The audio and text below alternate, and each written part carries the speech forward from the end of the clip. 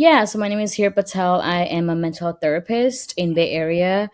This is my second year in mental health field, but in wellness and mental health is like four, like official title 2 years. But I've been in education for a total of 9 years, both in special ed and general ed, and I'm just really excited to be here. I love talking education, and it's my passion. Like I really love the work. I love working with students. And working with other educators. So I'm really happy to be here. Awesome. I'm glad to have you. Now, what got you excited about education? Why did you join the field of education? Being first generation and coming from a very small town from India, not a lot of resources. And my parents would always tell me, like, oh, you need to make sure you study, make sure you go to college because they didn't have an opportunity to do it. And ever since I was little, like, I was always told, go to college, go to college, go to college. And I Yeah. wasn't even in high school yet or middle school yet. And I'm like, what does that look like? Right. And when I started school, I didn't do a good job in school, and I always wonder, like, why am I not smart? Why I'm not smart, right? And in high school, it was like breaking point for me. I was failing really badly, and my school counselor told me, like, oh, you're just gonna end up on the streets, or you're just gonna end up doing nothing. And I'm like, Yeah.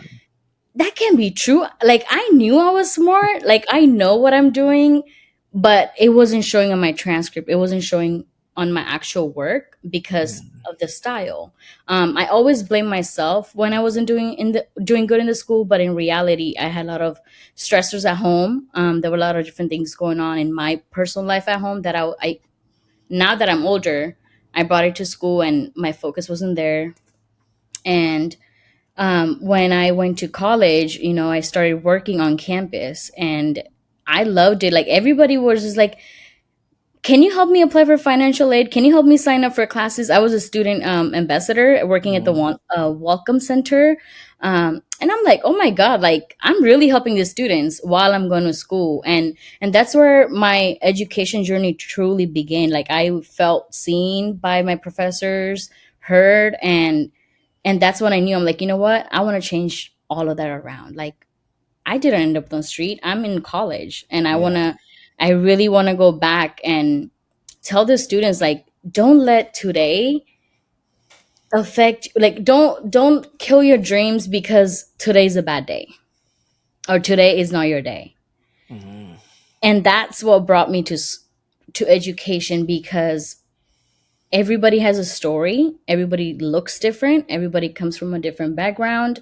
And when I was in school, it wasn't inclusive. It was just like, okay, if you're A student, you're going to sit in front of the classroom. If you're F student, just stay in the back or just get out of the classroom.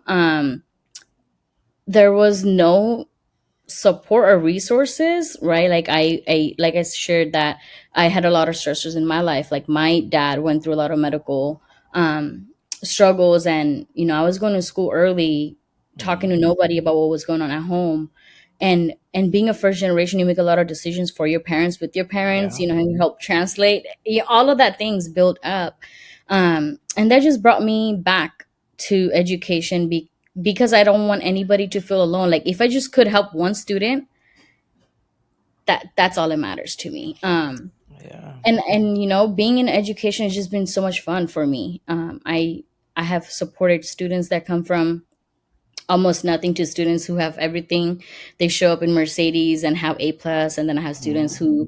who is they don't even know where they're gonna sleep the next day and still show up to school, right? And it's just the beauty of like just supporting both ends of it. And they both are unique, and they both, in my opinion, is successful, just Yeah. showing up.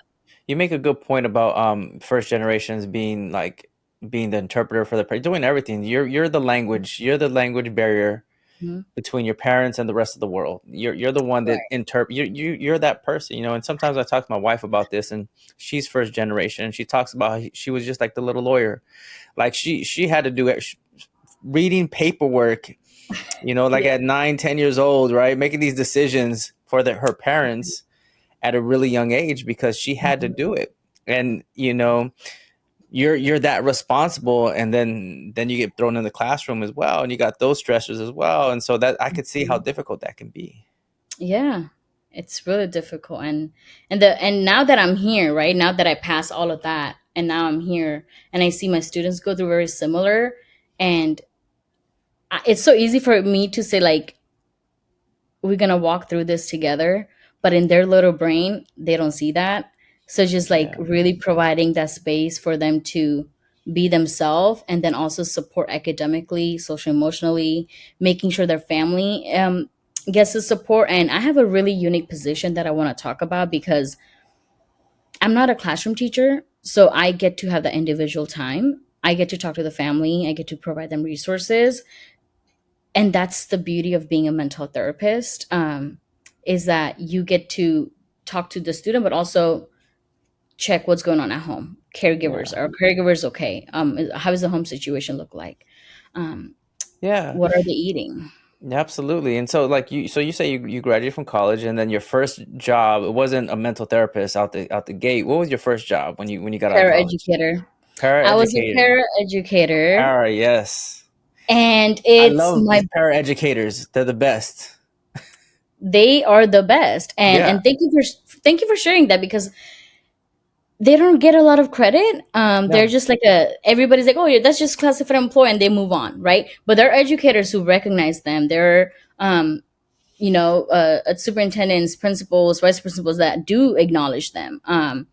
And I remember when I was 20 years old, my best friend's mom was like, hey, what's going on in your life? Like, what do you got going on? I'm like, honestly, I'm just trying to go to college and do good. Like, my parents always wanted me to go to college. I don't want to disappoint them. They're like, we're hiring for a sub para educator. I'm like, okay, I'm gonna apply.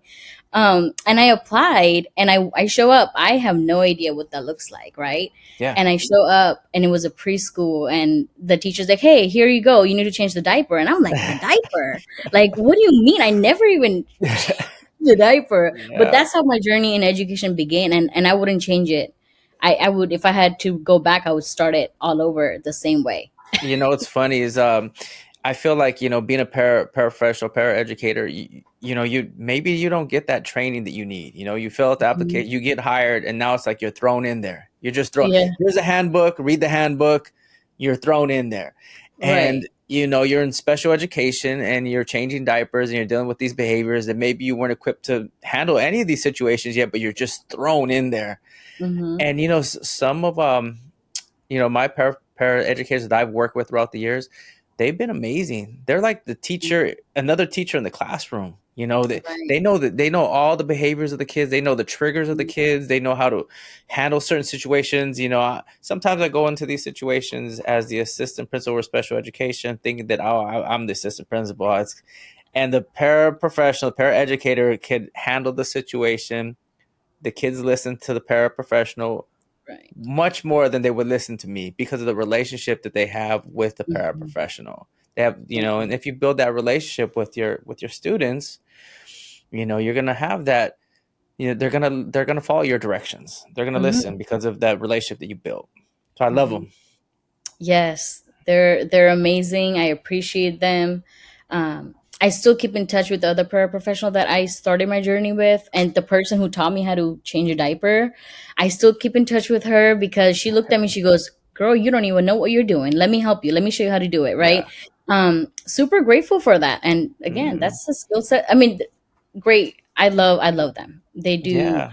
really good job, and they don't get so much credit for Enough it. credit. And No, yeah, absolutely. not So then enough you're a credit. paraprofessional, and then you moved on to what was your next move after that? I became a behaviorist in a therapeutic program, Okay. specifically intensive behavioral program. Uh-huh. The original title was ED program, then they changed it to intensive behavior classroom, um, for kindergarten to fifth grade. Okay. So I moved from preschool to behaviorist, and at that time I graduated from my bachelor's program from Cal State East Bay, and I did sociology and criminal justice. And they're like, okay, well, looks like you're ready. You're really good with behaviors. And mind you, when I first started, they're like, oh, you're a great paraeducator. I'm in my head, I'm like, what am I doing? Like, Yeah. am Oh I yeah. doing this enough, Oh right? yeah. Yeah. I get um, it. yeah, and I got moved up to a behaviorist in a therapeutic program, and that's when my mental health and wellness journey began. And after that I applied for grad school, and I'm like, I know exactly what I want to do.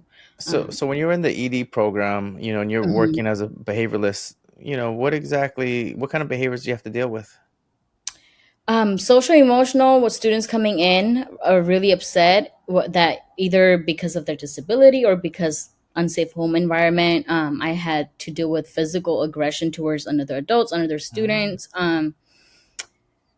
We also had students that were self harming, mm, um, picking like just scabbing, like yeah. a lot of different self harm.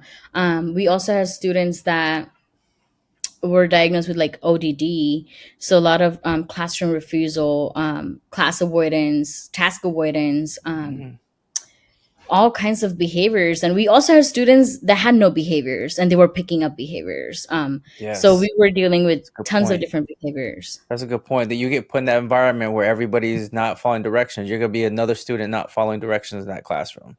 That's a good Right. point. The environment matters. It really does, and especially when the students that don't have any behaviors tend to internalize those other behaviors that they see, and then also they're scared. They're so little. They're in elementary school. They don't know what's going on. When somebody's destroying the whole classroom, and that one student is looking at the way they're doing it, is traumatizing Hmm. from a student's point of view, right? Hmm. So it was a lot of managing between how to support the student who's in crisis and having that behavioral struggle and behavior moment, and then also supporting the student who is not having any behaviors. Like, do we who do we remove first, right? Like, in that moment, which one is more appropriate? How can we support? And on top of that, having a lack of support, Yes, right? It's right. like one behaviorist, a teacher, and two paraeducator, and then three students are blowing up. Yes, that's the reality of things. That's Right. reality of things where you're in a Hmm. situation like that, whether you feel like you're understaffed and things are going off, and there's like you said, two or three people, and they're all Hmm. popping off. And what do you do? And then how do you keep everybody safe at the same time? That's a tough choice. And then you go home and you feel drained. You feel Yeah. drained, and this goes back to like teacher mental health, paraprofessional Hmm. mental health. You know, Hmm. how do you take care of yourself when you're in a situations like that on pretty regularly? You know, how did you take care of yourself? It was hard for me to take care of myself because I was new in the field, right? I Hmm. didn't listen to any of the podcasts. I didn't listen to, there was no resources for us. I mean, yeah, the HR will tell you, like, hey, there is an employee assistant program that you can look at. But I didn't look at that. I didn't even know about it. Yeah, it was on the paper, but I didn't read. Yeah. The way I actually had bad habits of when I early in my career, when when all of this things were happening, I was exhausted by 2 p.m. And I'm like, well, it's only 2 p.m., right? Like, and I'm a caregiver for my dad, so I also have to go home and have another responsibility to take care of. I started actually turning to happy hours, which is not healthy. Yeah. It Now looking back at it, I'm like, Yeah. why did I do that? Why didn't I just go on a walk? Why didn't I do a little workout, going on a run, doing yoga, like the things Hmm. that I do right now? Like, why didn't I do that? Yeah. And now that I look back, it's because I was around that the environment where the teachers were burned out. They're like, okay, we'll do happy hour, we'll do pizza, or like we'll go eat something, right? So we were turning to food, and I noticed very quickly that my habits changed a lot. Yeah. um and again, it was like adding to my mental health until I started my master's program. That's when I realized that I'm not doing this right.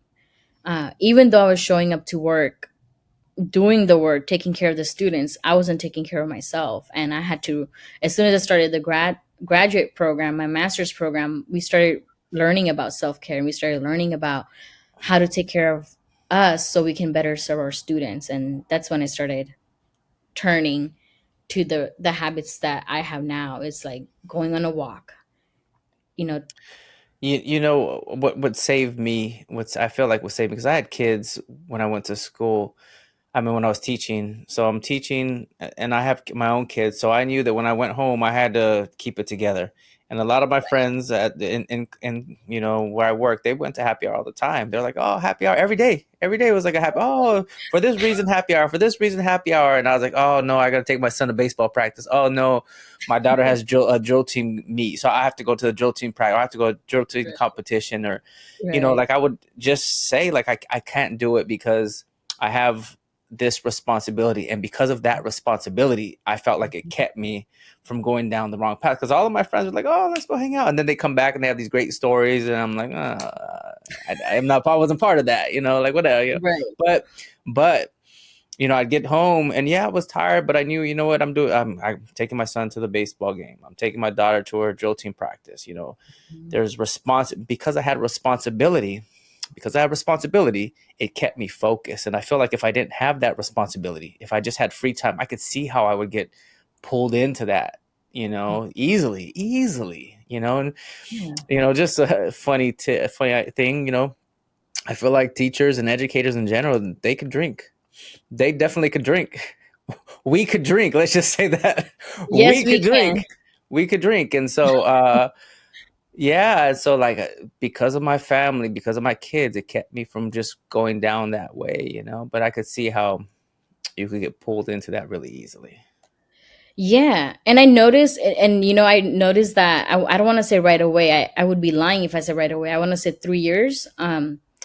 And as soon as I started my life, I'd be like, I feel like my life changed when I started working in the ED program. Well, when I was a paraprofessional, I feel like I started drinking and started like doing happy hours with the other paraeducators and teachers. They were burned out, and I didn't know that, right? Like I'm new, and everybody's like, well, you have, you know, you have big energy. Like let's do this, and like for me, like when we do happy hour, like I talk about life. I don't want to talk about work. Work is Hmm. done, right? Hmm. And I caught myself not enjoying that because everybody was talking about work. And I'm like, Yeah. why are we talking about work? It's done. And on top of that, I don't feel comfortable talking about work at a happy hour space. Like I Yeah. don't want to talk about my students. And you know, the other educators would continue to talk about their work. And I'm like, I have life. Like I want to talk Hmm. about what's next. I want to talk Yeah. about like how Other are you things. doing, Yeah. Yeah. all the Yeah. Other things life, things. right? Hmm. Like sports, I'm a huge, I Hmm. love basketball, I love football, you know. And it's just like we weren't talking about all the fun stuff, we were just talking about like how terrible it is in special ed, how terrible it is to be a special ed teacher. And don't get me wrong, like I have four of my amazing friends are special ed teachers, and I looked at them different. I started to look at them differently. I'm like, I don't like this. Like our Yeah. friendship is not friendship anymore. You know, this is really creating negative space for me because now we're not talking about us. We're not talking about what's going on in your life. We're not talking about any of that stuff. Now all I'm hearing is how miserable you are at work. And I had to step away from that. And Yeah. and it hurt me. It still hurts me that I had to step away from that. And they're still my good friends. And I had to tell them like, hey, after 2:30, I don't want to talk about it. Or I started doing this, hey, you have 30 minutes to tell me what's going wrong and terrible. You have 30 minutes to tell me, and then rest of the time we were talking about what's going right. That's right. Yeah, no, you got to set those boundaries, those limits, you know, because Right. it's easy to get stuck in an hour, like hours long of talking about how terrible things are at work, how terrible the parents are, the kids are, your administration, how terrible the school is, how terrible the school system is, everything, how terrible everything is. And that conversation could last hours at a happy hour. Like just it could be the whole, and you know, misery loves company, and everybody just is there miserable talking about how miserable things are. And Right. um yeah, I'd be lying to you if I said I didn't get caught up in that either. You know, like I would get caught up in something like that too, you Mm-hmm. know, and it just doesn't make you feel good. I mean, it's good that I guess you get it off your chest, but then when you're, I guess when you're in it, I guess you kind of feel good because you're all in it together and you're all talking about it. But then when you get pulled out of it and you're looking at that from afar, you're like, "Ooh, that was a little toxic. That was I shouldn't have been doing those kind. I should have been talking like that. I should have been partaking in something like Yeah. that, you know." No. But you have to exit it for you to realize Mm-hmm. that, man, that was toxic. What was it? Why was I involved in all these Mhm. conversations and relationships that maybe I shouldn't have been involved in. Mhm. You know? Right. Yeah. It got me, it really got me thinking about all those times that I did engage in that behavior, right? Yeah. And again, it goes back to not having the experience and not having, what does it look like to be an educator? I for sure didn't know what it looked like to be an Mm-mm, educator me too. in the education field, and then now I'm here. I am, like, working summer school, teaching summer school. At one point, taught summer school special day class, and I loved it. I'm like, what are these teachers talking about? But Yeah. again, I forgot that I was teaching ESY, which is 18 business days, and they're Yeah. teaching all year long. Yeah. All There's a year huge long. difference, and Yeah. I was comparing, and I'm like, this is fun, you guys. Like, we have circle time, we have Hmm. activity, we have speech pathologists coming in, we have a library coming in. Like, this is fun. Yeah. Like, I could do this, but I had to remind myself it's because I separated myself from it. I Yeah. didn't stay in it. I love the idea of happy hour, but I stopped attending them because I didn't want to talk about work because I had so many different things going on in life. There were good things and not so good things that I Yeah. wanted to talk about, and not work. Not that work is not important. Work is so important, but I wanted to be a healthy educator, so I had to stop talking about work after work, like Yeah. all the time. Like, don't get me wrong. Like, I will stay back and talk about work because Hmm. we have to, Hmm. but I not all day until 7 p.m. That's not gonna happen. Yeah. Or all day until the morning. Right, So right. if you stay late at the happy hour, it's gonna be all day until the morning, like 12, 1. It's gonna be a Yeah, long time. So you're right. yeah. Mhm.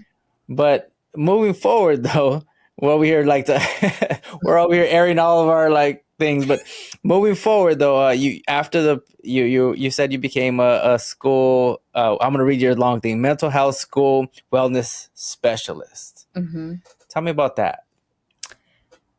It's a big title, but what I do is I'm a mental health therapist. So I support, if you know MT, I'm sure you know MTSS model. I support tier three, Mm-hmm. individual counseling, group counseling. I also do crisis management, case management, and many more admin work. Yeah. That no one told me that as a mental health therapist, I will be doing some serious admin work. Mm-hmm. That is just, I wasn't prepared for that. I'm loving it. Don't get me wrong, but it's additional job that I do that a lot of the times people don't know about. Yeah, and I feel like when you're doing admin work, you do work that you see like the underbelly of the school. You see it all. You see everything. Yeah. And that's eye opening. You're like, oh man, all these things that are happening here at the school. I didn't know that this occurred here. And like you just see everything, and that could be overwhelming, as well. Um, but tier three, you work with tier three students. What do we Mhm. do with tier three students? Because people have this idea that we could just get rid of students. Like we could just get rid of, suspend them, send them home, get rid of them. Let's send them to a different school. Let's just get rid of these people. Let's get Mhm. rid of them. What do you think about that? We love on them. That's what we do. Yeah. And what love is just like big word, and the way I support tier 3 students is show up for them. Mm-hmm. And that means I don't the first session that I do is never in the office. I step outside during lunchtime, during recess, during before school when there's a drop off where the assistant principals and principal are like pulling the cars in and out.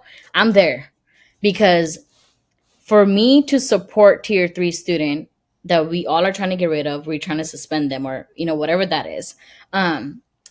Show up, show them that you care, show them that you're interested in them, show them that they belong there, because everybody's pushing them. That's why they're at tier 3. Mm-hmm. Mm-hmm. Everybody is pushing them.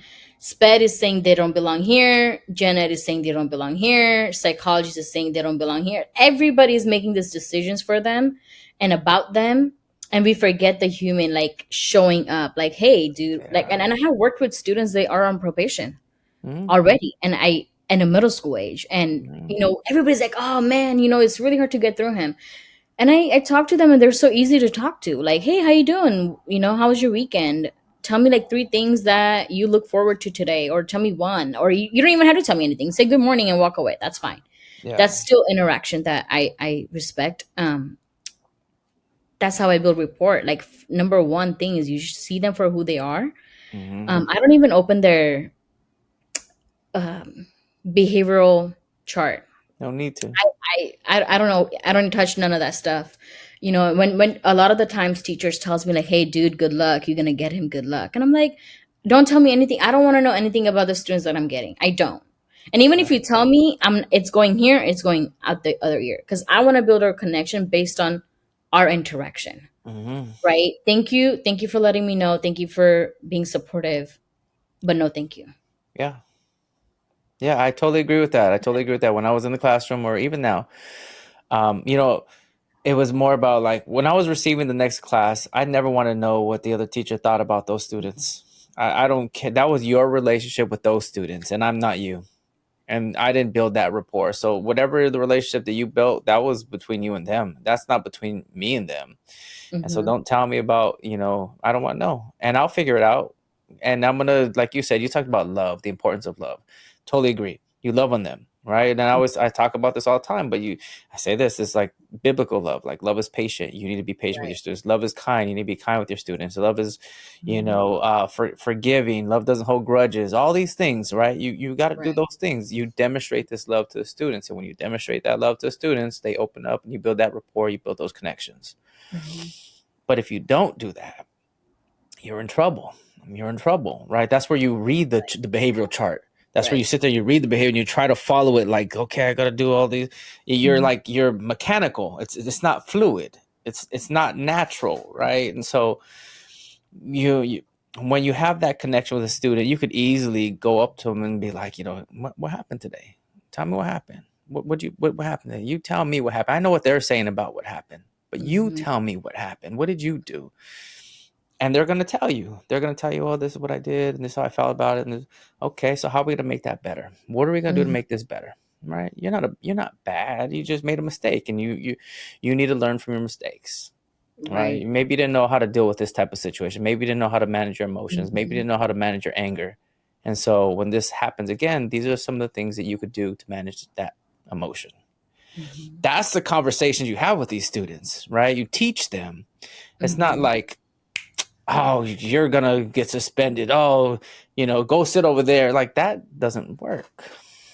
It does not work. And if Yeah. anything, you're pushing them away. What Hmm. you're telling them is you don't belong here without telling them you don't belong here, right? Hmm. And one thing that I really try my best to do, and as a mental health therapist, I'm at 80% of my time I spend at middle school, and the 20% of the time I spend in elementary school. And both schools, they're so important to me. They both are Title One schools, and I just want to learn their name. Whether you're my client or not, I don't care if you're my client. I'm here to support you, whether you're on my caseload or not. Like for me, caseload doesn't mean that I don't support you. Yeah. So I really try to learn their name, learn their story, where they come from, and tell them that you're gonna show up for them, even when they make mistakes, even when they make bad decisions, quote unquote. Right? A lot of the times when anybody makes mistake, it's like, okay, let's step out. Right? Like you made a mistake, it's a disappointment, now you're on principal's radar, now you're on assistant principal's radar. Like, no, hey, you made a mistake, and let's learn from it. Let's start from the beginning. What happened? What made you want to make that decision? How are you feeling now? And then how are we going to move forward from this Yeah. incident? Yeah. That's extremely important. And I don't know if many people know how to do that. And I don't know how you teach people how would you teach like in a school, there are a handful of teachers that understand that. There's a lot of people that don't understand that. And it's like, okay, how do you teach that to people? And I've always had a hard time with this, like, is it natural? Like people are just born with that, like born to be Yeah. able to connect with other people. Can you learn that? Is it your own mental and emotional maturity that allows you to be open to help these students? All these factors I think about, like, okay, why is it that some people know how to do it and some people just can't do it? I don't know why. I don't. There's a. I don't know. What is your idea? What is your opinion about that?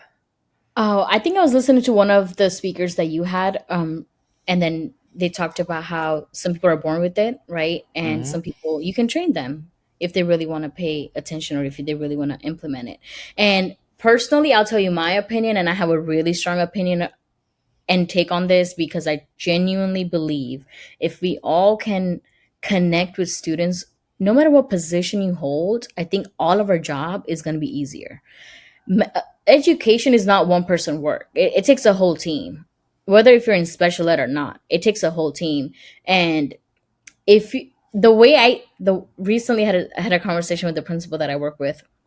I always been blessed with this amazing assistant principals and principals. A lot of the teachers don't have a good relationship with assistant principals and principals. They're battling, Hmm. and I always tell the principal, I'm like, you have to find people who are coachable.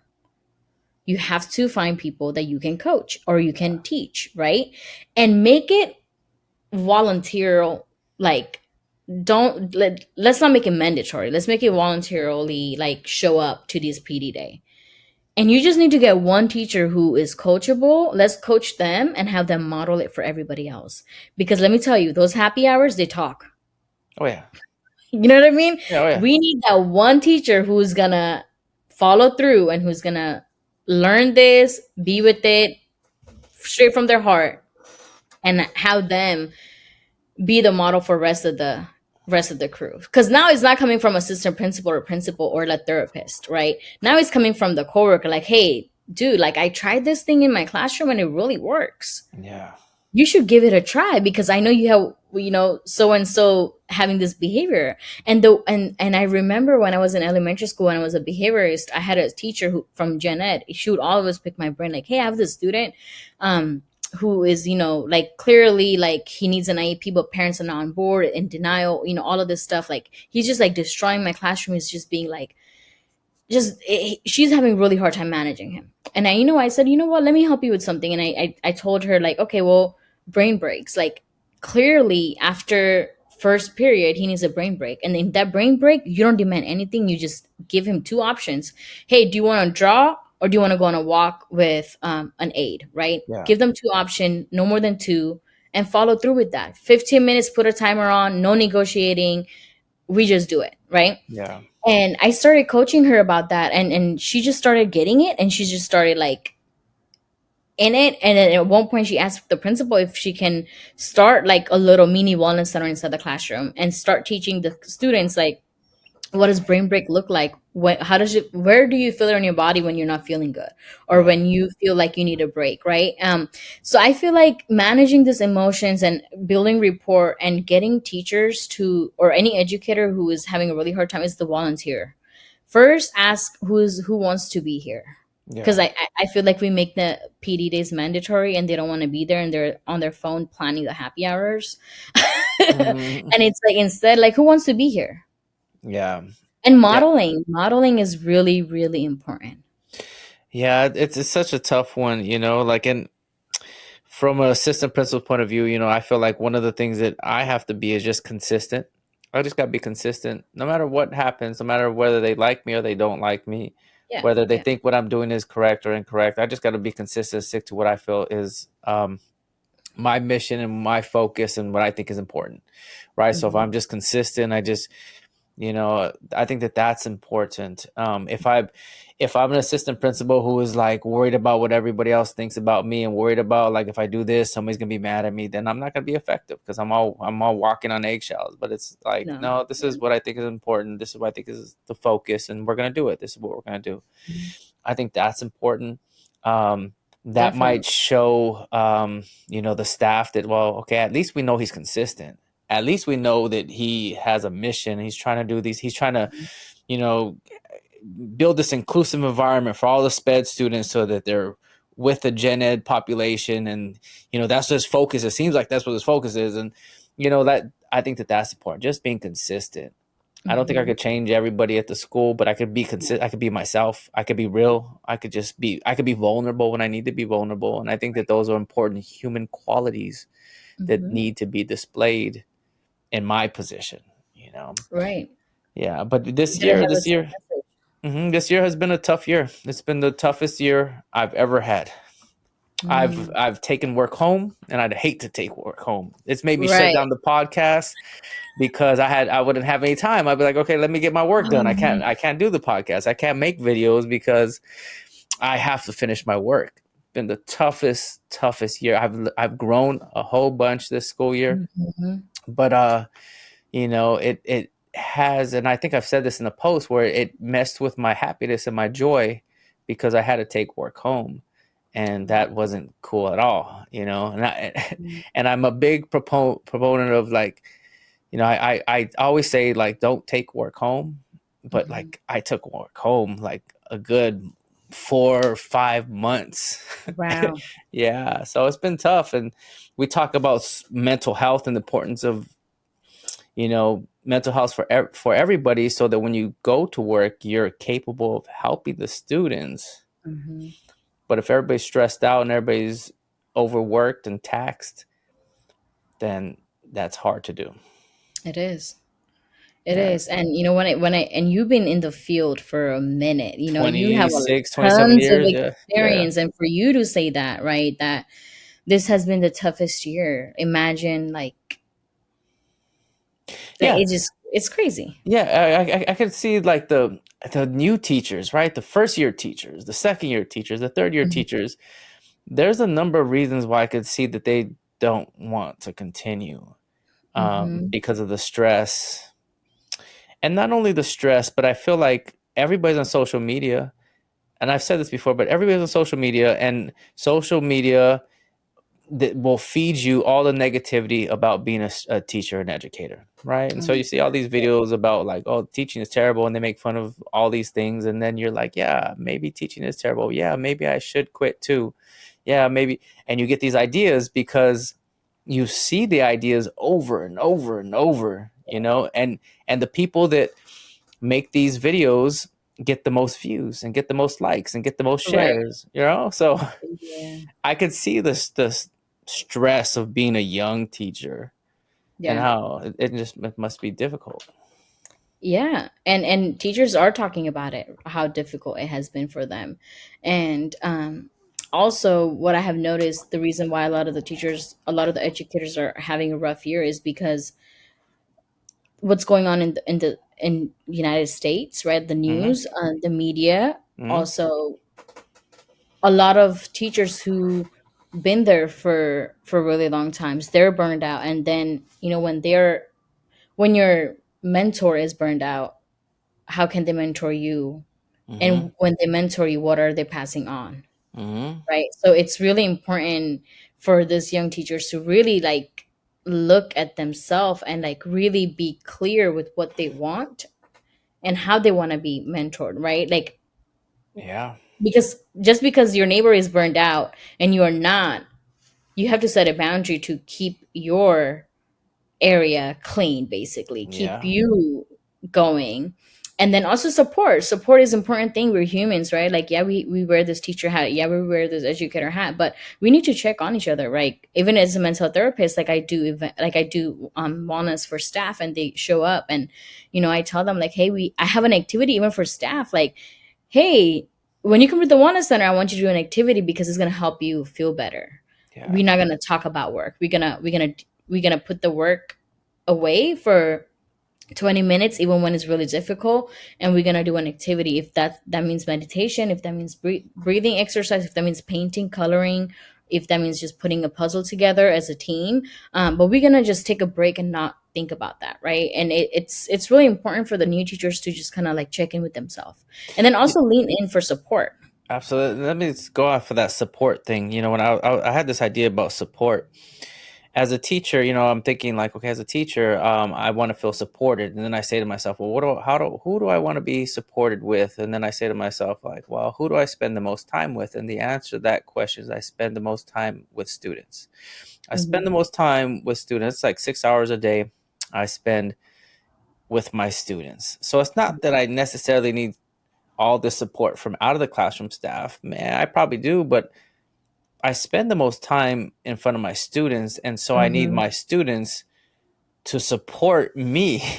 I need my students to support me because I'm in Right. front of them all the time. And so if I'm giving my lesson and nobody's paying attention, or if I'm talking and everybody's talking over me, or they're looking at their phones, or they're doing all these things, then I'm gonna be like, I don't feel good in this environment. I don't think that this is the right environment for me because the people that I spend the most time with, the people that I pour myself out to every single Mhm. day, don't even care about anything that I'm saying or doing, or they don't. It feels like they don't even care about me. And so, Right. why do I want to be in this room with these people who don't Mhm. even care about me for 6 hours a day, 5 days a week, 180 days? That'll take a toll on you. If you don't Right. feel supported by the people that are in front of you 6 hours a day, 5 days a week, for 180 days a year, man, that's gonna take. And that's why I'm like, man, well, then that's why people want to quit as teachers, because they don't feel supported. Then it goes back to classroom management. It goes Mhm. back to building environments that are healthy environments. It goes back to building respect and rapport and relationship with students, especially students with the most difficult behavior. Mhm. That's why, that this thought re-energized me. This was a while back, and this is when I was going through my, dang, this sucks, I'm over here doing work after work, this Oh sucks. man. But I had this thought, and I was like, I gotta just get back at it. I gotta let educators and help as many people as possible. It's like the kids are who you really need support. They need to be there for you, so you got to build these environments where you feel comfortable in. And Mhm. then it's like, okay, well, let's teach these new teachers, educators, how to build these environments in the classroom where they feel comfortable in. And they Right. teach their kids, like, hey, it's like this, like growing up, you have your parents taught you good manners. Let's Mhm. just say your parents taught you good manners, and because your parents taught you good manners, you were good around other people. You were good around other people. If you have a classroom that don't have good manners, if you have a class, then you have to teach them good manners. Right. You have to teach them good manners. And if you teach them good manners, then you will feel comfortable in your classroom. If you teach them to say thank you and please and Mr. So and so, or Miss, you teach them how to respect, then that environment that you're building, you could live in that environment for 6 hours a day, 5 days a week, for 180 days a year. Right. And Yeah. you bring up a really important point, and I want to bring up when I worked in the AD program, the teacher that I worked with, shout out to Miss Arana. She's a really good teacher, and she said, she told me, Miss Patel, we're gonna work our ass off from August until January. We gotta get all of the Right. behaviors to be taken care of so we can chill and have fun Mm-hmm. from February until end of the school year. And when Mm-hmm. she said that, I didn't know what that looked like, right? And when I tell you that as soon as the January came around, everybody was sitting down in a circle. Mm-hmm. Everybody was eating together. Everybody was being a helper to each other, student helper to each other. They were being a leader. They were Right. going up to the office, telling the principal that I'm having a bad day. Telling the principal or telling the assistant principal I'm having a bad day, that says a lot about the classroom environment, what we did, all everybody, including students, how we worked hard to get there, right? Just having a quiet break. The quietest space on campus sometimes is the office space where there's no other students sitting there, right? And and when she said that and when she modeled that for me, that was beautiful, because she's right. Like, you really have to work really, really hard, and that means making sure that every behavior that we see, we take an opportunity to talk about it. We take an opportunity to do an intervention. We take an opportunity to reflect on it and talk about it and bring the students in to, like, hey, looks like you're having a really rough day after lunch. Okay, what can we do to support you? Mm-hmm. uh, hey, when you come in, when you're rushing from home, you have, you don't do well the first period. So what can we do when you arrive to school late? And every time students are late, we always say, hey, thank you for being here, because we don't know what the transition looked like from home to school. Yeah. um, so really, really intervening in doing the intervention early on, right when day one we're working. Yeah. So by the time January comes, everybody is even sitting together, doing circle, and even when they are disagreeing, like they're able to have restorative conversation, like, hey, I'm sorry that hurt your feelings, I'm gonna do better. Or like, hey, it just like accountability can make somebody else feel good about what the damage, what they did to them. um so I really do believe that working hard earlier in the school year and creating the safe space inside the classroom, it's going to go a long way for student and the teacher, because now teacher wants to work, she wants to support them. Yeah. um yeah, so I took that with me. I'm like, okay, we work really hard from That's right. August to January so we Yeah. can have a little bit of fun later. Not that we didn't have fun earlier in the school year, but it was all like we Teaching. go at it. You're Yeah. teaching about behavior. You're teaching Right. about having good character. You're teaching Hmm. about routines and procedures and all of that stuff. So it's just a lot of Right. that teaching. Hmm. I know when I was like, in the classroom, it was like I didn't have rules. It was just like, okay, here are the things that we do in this classroom. We respect. We have Hmm. good communication. We work as a team. We learn how to focus. We learn how to have a strong mind. Um, these are things that we do. So every behavior that came up, I'd point to a chart to be like, okay, that looks like a lack of respect right there. Or that looks like you need to work on communication. Let's talk about that. So when you called this person a B, when you call it's communication issue, right? So let's get respect and communication. That's what it sounds like, right? You Yeah. know, I would tell my students, today we're working on math, but we're really working on working as a team. I'm Hmm. just gonna pair you up with whomever. It doesn't even matter. You're not gonna have no say, and you're gonna have to work with people that you don't know, that you don't like, Hmm. because that's life. And so, That's life. yeah, and Yeah. so let's go. Here's pull a stick, equity sticks, boom and boom. You two are together. Bam. Right. That's what it is. And it was like, okay, we're working on this math, but I'm really looking to see if you know how to work as a team. Do you know how to communicate? Do you know how to have a strong mind and not give up when the math problem is difficult and you're like, oh, I'm gonna quit, or do you persevere? So these are some of the things that I would teach early on in the school year, so that, like you were saying, in January, they already know all these things now. Right. We're cruising the we're just cruising the second semester. Right. Yeah, so that's, yeah.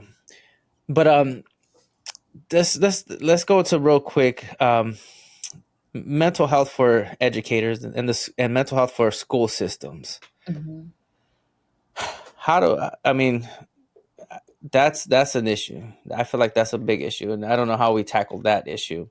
But I feel like there's environments that are healthy environments, and there are environments that are unhealthy environments, and it's a big issue. And how do we address those? What if you're in an environment where it's all just messed up? How do we address The those environments? Yeah, and I have been in those before, and what has worked for me is um finding, like, really focusing in yourself and what you have control over, and really stepping out, like slowing things down, and really focus on what you can control. I really like to just go on a walk, like mindfulness walk, where I don't touch my phone, I don't think about work, I just be in nature. Because we have like track, we have, schools, we have like area where you can just Yeah. go outside and step outside, right? Yeah. um and another thing that I do is communication. Like, I really communicate with whoever is my safe person. It could be, another coworker, it could be a friend, it could be anybody. Like, hey, this is what's going on at work, and what are your thoughts? And like, just like, again, solution focused, Yeah. not just staying in it. And everywhere you go, you're gonna see the good and the bad, and just reminding yourself your purpose while you're there. What's your passion? What's your purpose there, right? Like, for Mhm. me, students, like, my purpose is to support students. So always I remind myself, like, okay, I'm here for my students. And speaking up, like, when things are not going right, it's okay to say, hey, wait a minute, this is how I'm feeling, this is my perspective, what are your thoughts? Yeah. I think people forget that we all are humans, and sometimes it's okay to have a really hard conversation. And believe it or not, it goes good. Most of the times it goes really well. Like, because now two passionate educator are talking Yeah. about how they're feeling. It's scary. Especially everybody has different positions, right? It's scary Yeah. for me to come up to an assistant principal, like, hey, dude, like, this is not working out. Yeah. Um, But now you're opening up a door for yourself, for from because now your position is different. Now you can tell me like, hey, I understand where you're coming from. This is what I'm seeing. This is where we're headed. Right. So Yeah. now there is like a communication between you and I, and there is no wall. A lot of the times humans just assume that, hey, like I don't want to go ask. I don't want to do this. But sometimes just having that open communication, like even this year, like one of the reasons why it's hard this year was hard for me is because I was working with staff members. It was a new site for me. I was put there for a reason, and I was working with staff members that were not coachable at all. And there was a brand new principal who was super passionate about it. He came in hot. I came in hot. Like we came in with like behaviors. We need. Why is there fights 3 times per day? What are we doing? Yeah. You know what I mean? So Hmm. here we come with like interventions and we want to support, and then there's educators, they've been there for a really long time and they're used to that fights, and they actually wait for it to go down. I'm like, why are we waiting? Like, what's going on here, you know? um so yeah, just like creating the space to get to know each other, and that's what has helped me like create that toxic negative environment to like now, hey, how you doing, good morning. Like no matter what happens, I say good morning to whoever I see, whether if they want to say good morning to me or not, because Yeah. but you never know, that good morning could change someone's day. Yeah. um so just like having just being positive, even when it's the worst. But I think for me it's easy to say that because we were trained on all of these things, and also like for me, I'm not gonna like ruin my day because things are not going my way. It's not, this is life, right? Like we need to just be flexible. um and Do you feel that people, because you feel like a very passionate, very caring individual, do you feel like you feel this pressure from other individuals who are not as passionate, who is not as caring? Do you feel like they're like turning off your light, like they're dimming you? sometimes I do feel that way. I do feel like, wow, like you have this great position that you're just in there because you're just taking a spot and you don't feel as passionate about it. And I always remind myself that they nobody goes in this field to do any damage. They all go in with this caring like care, I don't know. Hopefully, hopefully, Hopefully, right? Hopefully. hopefully. But it's like checking on, like I model that, like, I tell staff members like, hey, let me check in with myself because this I'm not liking what I'm feeling right now, and I need to step out and then I need to feel and then come back, right? And I think modeling really helps. But you're right, I do feel sometimes like, wow, like we have this great student, we have great students here, we have great families here, we need to support them, and adults are checked out. Yeah, And yeah. why are they checked out? And I was getting frustrated for a really long time. And I told the principal, I'm like, I'm getting frustrated because I can't, staff is like really like getting me like feeling some type of way, right? But now I'm looking at it from a different perspective. Now I'm looking at it, that shows that they need support. Mm, And sometimes I don't think they need our support. They need own their own yeah, support, yeah, their own family stressors, um their own outside of work, because they're bringing their home environment or whatever they're going through outside of work, they're bringing it to school. That's how I sometimes feel, yeah, because when you have that one-on-one conversation sometimes and they talk about their life, I'm like, oh, so it was never about the student. yeah, You're upset because your son is not doing good at home, so yeah. now you're taking it out on this kid. So it was never about the kid, right? But I'm Mhm. able to put that all together. But sometimes I tell people, when staff members, they come talk to me, because staff can come talk to me as well as a mental health therapist, and I tell them like, hey, so you need to do your own work. You got to go to therapy. This Mhm. has nothing to do with work. And a lot of the times they're shocked when I say that. I'm like, I don't know. Like I tell them, I'm like, do you think this is about work? And they're like, no, it's Yeah. not about it's about what's going on at home. Yeah, yeah, I about therapy and all that. I felt like I became a better educator when I became better in tune with myself and I grew as an Right. individual. When I grew as an individual and I knew who I was, I became a better educator. I became, yeah, just hands down. The more books I read, the more podcasts I listened to, the Mm-hmm. more individuals I surrounded. who were positive around me, I just became better. That's just Mhm. how it works. And if you're not in those type of environments, if you're not reading those books, if you're not listening to those podcasts, if you're around like negative people all the time, Mhm. then you're not growing it at all, right? And so you go into a school environment and you're not adding to the school environment. You're not brightening the light of that school. You're dimming it. You know, you're dimming Mhm. that environment. And if too many people are dimming the light of a school because they're not growing themselves, that whole environment's terrible. It's just It is. toxic. And it don't matter, like you could be the most positive person, but if everybody else around you is just dim, it's hard. It's very It's hard. hard. Hmm. It's very hard, and that's why you have to make sure that you have good relationship with yourself to step out.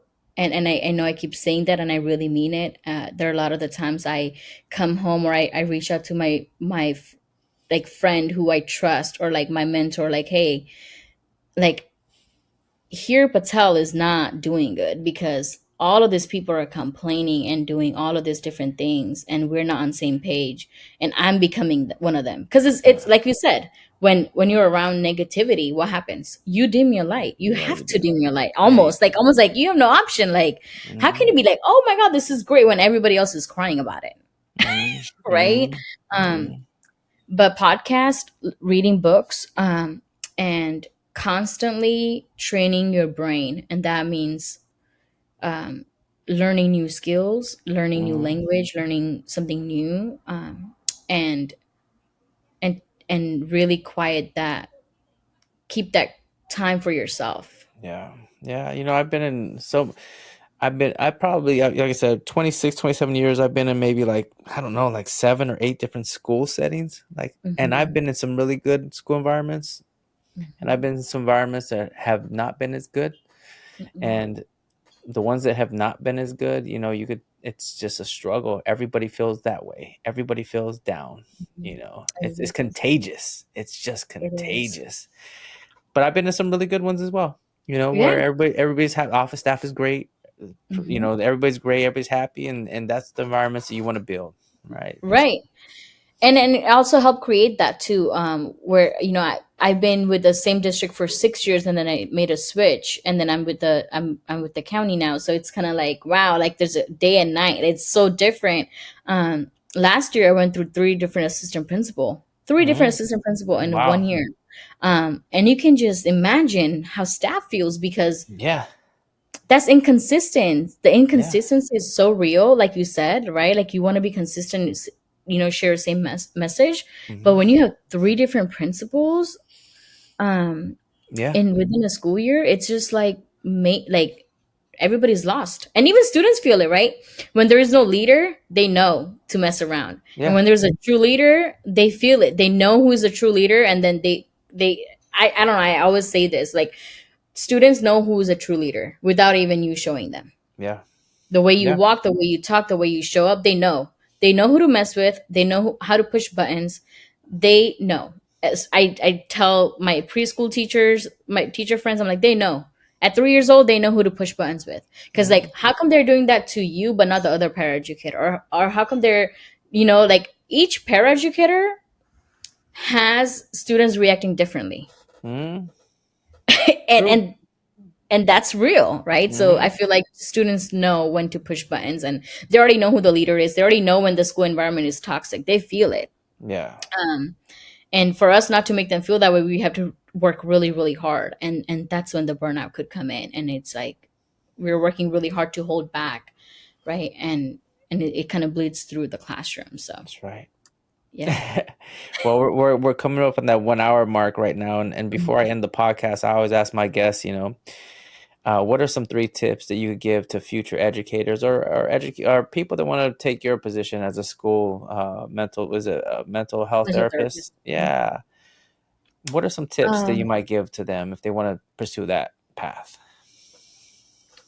be true to yourself. This position is not for everybody. Being a mental health therapist is not for everybody.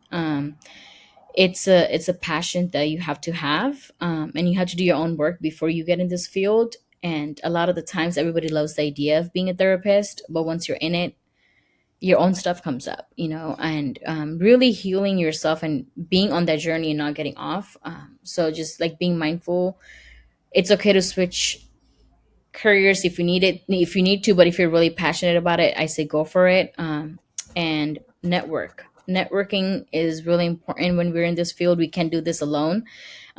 It takes a whole village, it takes a community to do it. And also, I want to say that take care of being an educator and being in this field. You have to have good self respect, and also like really taking care of yourself. Like self-care is really important. So just know that you got to take care of yourself, you got to take care of yourself, and you got to take care of yourself. Like you have to be you, authentic. You Yeah. can't fake this job. You really can't. Even like fake it until you make it, you can. Everybody's gonna know, kids gonna know, forget about everybody, the students gonna know. Yeah. So just being yourself. Yeah. Well, here, thank you so much for being on the podcast. I greatly appreciate our discussion. We talked about a lot of different things. This is the first time I ever talked about happy hour on a podcast, so that was Oh my interesting. god, it's real uh, though. it's real. It's real. But thank you so much for being on the podcast. Thank you.